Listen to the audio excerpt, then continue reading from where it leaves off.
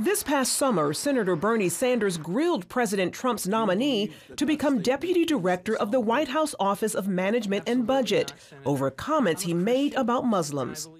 In a conservative blog, Russell Vought, an evangelical Christian, defended Wheaton College for forcing out a professor who said Christians and Muslims worship the same God. I'm a Christian, and I wrote that pice. Well, what does that say? With the statement of faith of Wheaton I understand that. I don't know how many Muslims there are in America. I really don't know. Probably a couple of million. Are you suggesting that all of those people stand condemned? What about Jews? They stand condemned too? Senator, I'm a Christian. I understand you are a Christian, but this country is made up of people who are not just. I understand that Christianity is the majority religion, but there are other people who have different religions in this country and around the world. The attack against Vought shows just how tense the political environment has become for people of faith and the danger of using religion as a litmus test for public office. Christians are being discriminated against, and this is the hypocrisy of liberalism. Those who cry the loudest for tolerance are usually the most intolerant people when it comes to ideas with which they disagree. Following Vaught's confirmation hearing, Dallas pastor Robert Jeffress demanded Sanders apologize or resign. Bernie Sanders took issue with this nominee's belief that faith in Jesus Christ is the only way to heaven. That is the foundation of biblical Christianity for 2,000 years. And Senator Sanders started to lecture this nominee and said he wasn't sure he could vote for him. Jeffress, a member of the president's Evangelical Advisory Council, says Sanders also crossed a constitutional line. Article 6 of the Constitution says government cannot impose a litmus test, a religious litmus test for service. Now, you and I as voters can use any litmus test we want, but government can't impose that. And that's why I said Senator Sanders needs to apologize for what he said or he needs to resign. And the mistreatment didn't end with Vought. In September, Senator Dianne Feinstein applied her own religious test to federal appeals court nominee Amy Coney Barrett. Barrett, a law professor at Notre Dame and a practicing Catholic, felt pressured to explain how her religious beliefs might affect her legal decisions.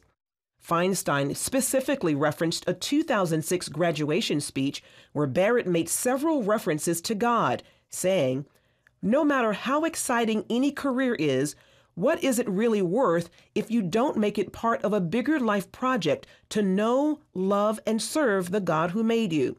She also encouraged graduates, pray about your career choices before you make them. When you read your speeches, the conclusion one draws is that the dogma lives loudly within you.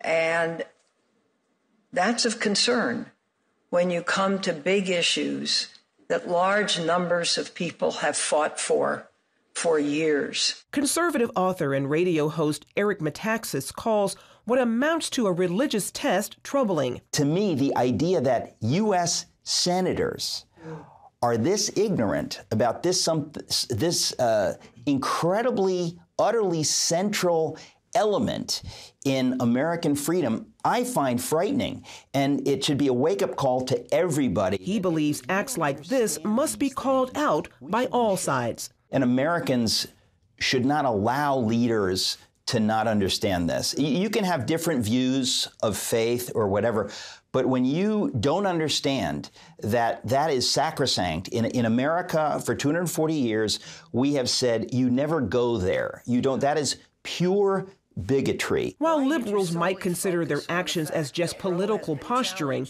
Metaxas sees the problem as much more serious. When Senator Feinstein did this recently, I thought, she actually thinks that what she's saying is okay. She thinks it's just politics. It's not just politics. It's fundamentally unconstitutional.